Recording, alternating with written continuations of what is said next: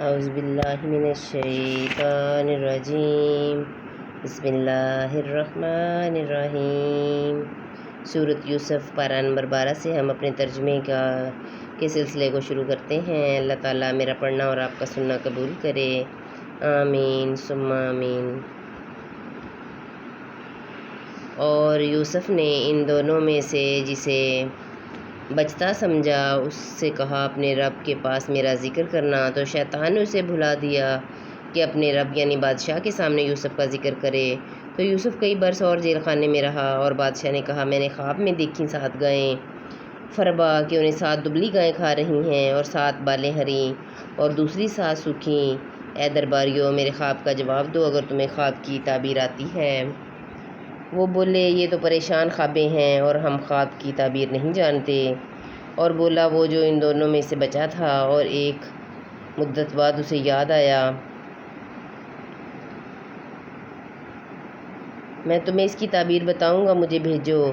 اے یوسف، اے صدیق، ہمیں تعبیر دیجیے 7 فربا گائیوں کی جنہیں 7 دبلی گائیں کھاتی ہیں اور 7 ہری بالیں اور دوسری 7 سوکھی۔ شاید میں لوگوں کی طرف لوٹ کر جاؤں، شاید وہ آگاہ ہوں۔ کہا تم کھیتی کرو گے 7 برس لگاتار، تو جو کاٹو اسے اس کے بال میں رہنے دو، مگر تھوڑا جتنا کھا لو۔ پھر اس کے بعد 7 کڑے برس آئیں گے، یعنی سخت تنگی والے آئیں گے کہ کھا جائیں گے جو تم نے ان کے لیے پہلے جمع کر رکھا تھا، مگر تھوڑا جو بچا لو۔ پھر ان کے بعد 1 برس آئے گا جس میں لوگوں کو مینہ دیا جائے گا اور اس میں رس نچوڑیں گے۔ اور بادشاہ بولا کہ انہیں میرے پاس لے آؤ۔ تو جب اس کے پاس ایلچی آیا، کہا اے بادشاہ، کہا اپنے بادشاہ کے پاس پلٹ جا، پھر اس سے پوچھ کیا حال ہے ان عورتوں کا جنہوں نے اپنے ہاتھ کاٹے تھے، بے شک میرا رب ان کا فریب جانتا ہے۔ بادشاہ نے کہا اے عورتوں، تمہارا کیا کام تھا جب تم نے یوسف کا دل لبھانا چاہا؟ بولی اللہ کو پاکی ہے، ہم نے ان میں کوئی بدی نہیں پائی۔ عزیز کی عورت بولی اب اصلی بات کھل گئی ہے، میں نے ان کا جی لبھانا چاہا اور وہ بے شک سچے ہیں۔ یوسف نے کہا یہ میں نے اس لیے کہا کہ عزیز کو معلوم ہو جائے کہ میں نے پیٹھ پیچھے اس کی خیانت نہ کی، اور اللہ دغا بازوں کا مکر نہیں چلنے دیتا۔ اعوذ باللہ من الشیطان الرجیم بسم اللہ الرحمن الرحیم۔ سورۃ یوسف پارہ نمبر 13 سے ہم اپنے ترجمے کے سلسلے کو شروع کرتے ہیں۔ اللہ تعالیٰ میرا پڑھنا اور آپ کا سننا قبول کرے، آمین۔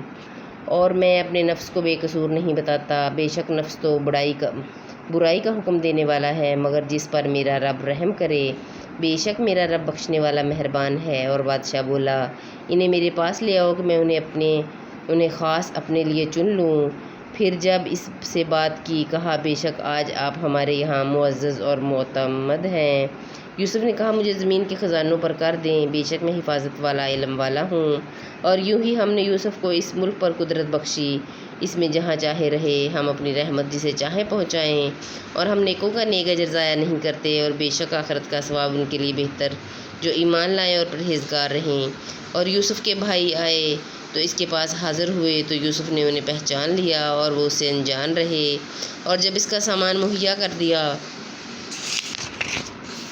کہا اپنا سوتیلا بھائی لاؤ، میرے پاس لے آؤ، کیا نہیں دیکھتے کہ میں پورا ماپتا ہوں اور میں سب سے بہتر مہمان نواز ہوں؟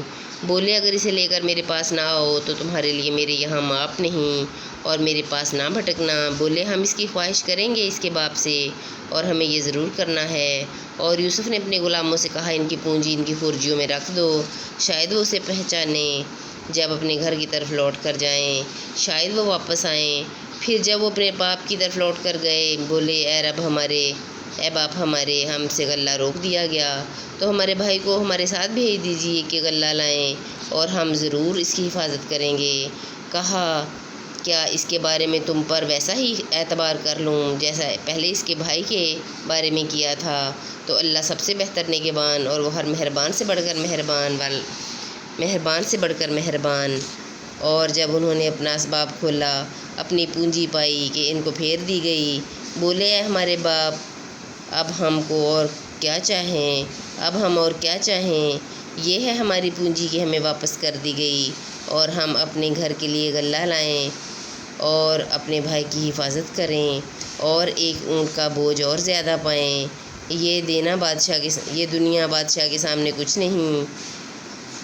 کہا میں ہرگز تمہارے ساتھ نہ بھیجوں گا جب تک تم مجھے اللہ کا یہ عہد نہ دے دو کہ ضرور اسے لے کر آؤ گے، مگر یہ کہ تم گھر جاؤ۔